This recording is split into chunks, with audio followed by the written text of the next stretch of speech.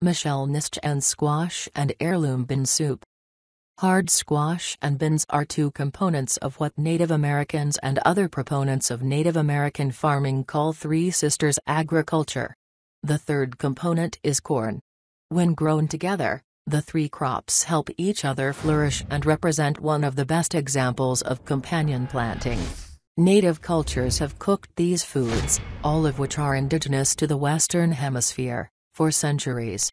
I celebrate the relationship between beans and hard squash in this simple soup and jazz them up with a little hot chili pepper, another integral part of Native American cooking. 2 pounds hard squash, such as Buttercup, Kabocha, red curry, Butternut, or other heirloom squash, peeled, seeded, and cut into 1-inch cubes. 3 tablespoons grapeseed oil. 1 tablespoon unsalted butter. 1 sweet onion, cut into 1/4 thick slices.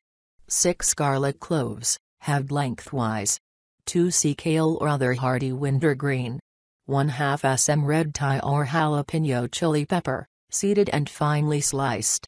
4 sea vegetable or chicken stock, preferably homemade. 3 sea cooked dried heirloom beans, such as cranberry, Indian woman, lima or tiger's eye. 1 tablespoon fresh oregano, marjoram, or sage. 1. Heat to 350 degrees Fahrenheit. Toss the squash cubes with 2 tablespoons of the oil in a large bowl. Add salt and black pepper to taste. Spread the squash evenly on a baking sheet and roast until the squash is nearly tender when pierced with a fork, about 25 minutes. 2. Prepare the remaining 1 tablespoon of oil in a skillet over medium heat. Add butter and melt.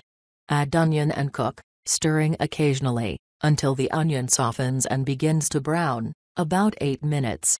Add garlic and cook, stirring continually, until garlic is lightly browned and softened, about 8 minutes longer. Add kale and cook until beginning to wilt, about 3 minutes.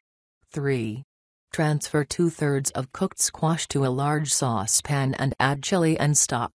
Set remaining squash aside and cover to keep warm. Bring stock to a simmer over medium heat. Reduce heat, partially cover, and simmer until the squash is soft enough to puree, 20 to 25 minutes. Adjust heat to maintain simmer. 4. Transfer to blender or food processor and blend until smooth, in batches if necessary. Alternatively, use an immersion blender to puree the soup directly in the pot. Return blended soup to pan and stir in reserved squash cubes, onion, garlic, cooked beans, and kale. Stir in oregano and cook until the flavors develop fully, about 5 minutes. Season to taste with salt and black pepper and serve.